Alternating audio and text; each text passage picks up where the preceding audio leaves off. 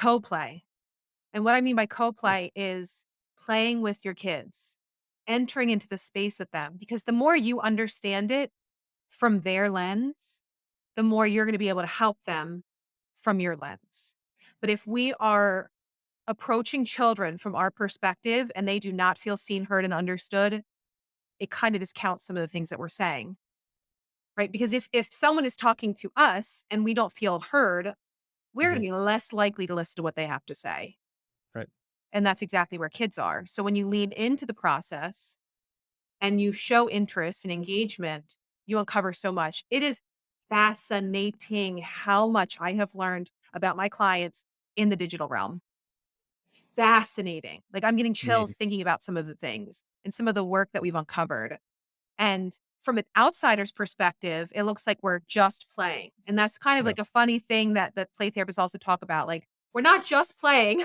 Like, I Yeah. know it Yeah. looks like that, but to a trained eye, there's so much more going on. But anyways, Let me stop you there. What's like a memorable, what's something that comes to mind where you got those chills? yeah. So I was playing Roblox with a client and I got stuck behind a ladder. And we're in the middle of session. This is, by the way, this is like a timed game, team game. I feel immediately, personally, that I'm letting my team down, which is my own stuff. Yeah, I own it, my own stuff. But start to panic, and then I'm like, "Okay, Rachel, chill. Like this is for your client. Like it's okay." Yeah. But I said, "Uh oh." Client's like, "What's up?" I said, "I'm stuck behind a ladder." And they stopped what they were doing, which they are very competitive and always want to be first.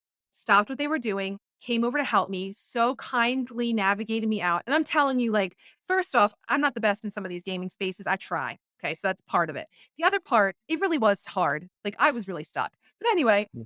not about me. Um, so my client helps me out. It was, a really helpful experience. They were able to help me with an experience that I was struggling with going back to the projection. They were Mm. struggling a lot of that time with things that they were navigating, so to be able to step into the role of helping me, and it's not about me, it's within the play, right? We're in the context of the play. Um, Mhm. but by being able to have that sense of empowerment, they were able to work through what they needed to work through in terms of confronting scary, stuck experiences, right?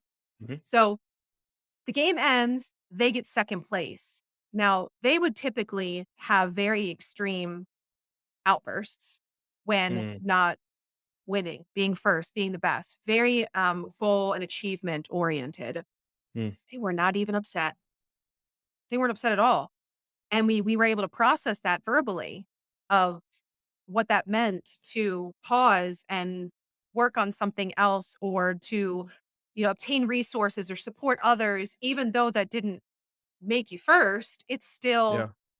did help you recognize how to navigate challenging experiences. You can still be successful and not be first. And you can still work through difficulties and not be the winner at the end of the day. And that doesn't make you a loser.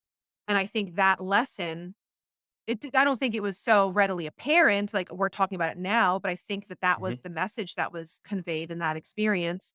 And the child did start to have improvements in their high Mm. achievement experiences at that time. Now, I don't wanna say that that was the only thing that did that, but I Mhm. would imagine it helped pretty significantly.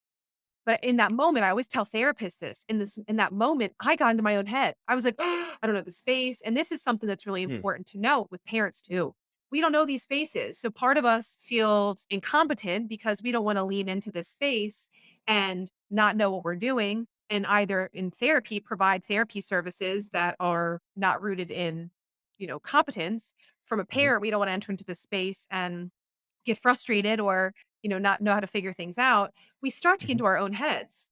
But when we Mm. connect with our children or other people in this space, it's more about the relationship and less about our own experiences. Right? When I got out of my own head, this is not about me right now. Like this is 100% about my client. This is their session. Like I know that I got stuck and I feel bad. I don't, that's my own stuff. I don't want to let the team down. That Mhm. wasn't what the session moment was about. And a lot of times I think people stay stuck there. I'm Mm. stuck, right? They just get right into their own head and body versus saying this is an experience. So that's a little snippet of one powerful encounter that I've had. Even as you were describing it, like, the way I was picturing this in my own head is, like, this very embodied, rich experience, right? And Yeah. I think probably what I could imagine be pretty difficult is making the connection between what you just described, which if you try to do that in the real world, I don't even know how you would recreate that kind of experience that gets you the same results. I mean, just practically Right. difficult, very expensive. I don't know, you have this kid run a Spartan race or something. And I I don't would know. need a bunch of other people to be on the Yeah, teams because this was a whole team, a live team experience. I mean, we were on the same team and we were working right, together, but right. we would need to have a whole team of people to Yes. do this. Yeah. Yeah, and it's, it's extremely rich. It's emotionally activating. Yeah. You kind of you get those insights, but as somebody, if you've never played a game before and you just see 2 people staring at a screen, Right. seemingly hypnotized, Right. Right. making that connection is not intuitive. Yes, and this is all about perspective, right? Goes back to perspective. When we are viewing the black mirrors from an Yeah, outside, we're like, you're just staring at a black mirror. When yeah, you're inside of the black mirror, though, there is so much there. It is an entire world that people have no idea about. But yeah, because we see the black mirror, it's dangerous. So I think going back to co-play, play with your kids. It's not going to only benefit your kids, it's going to benefit you too, because full circle of this conversation, we have to play also. We need to have time where we can be fun and free and enjoy life. Life is so stressful and serious. Play. That's your homework assignment from me. I love this. I mean, yeah, packing a lot of insight, I think right there, and practical stuff for parents too. If your kid's playing Roblox, take an interest, and Yes. don't it sounds like don't let your maybe don't let the ego get in the way because the kid Yes. is the expert, right? Yeah. The They kid is know. the expert, 100%, and that is so important in my work, is looking at Yep, the child as the expert and recognizing as adults, kids have so much to offer. They know yeah, so much more than we think they do.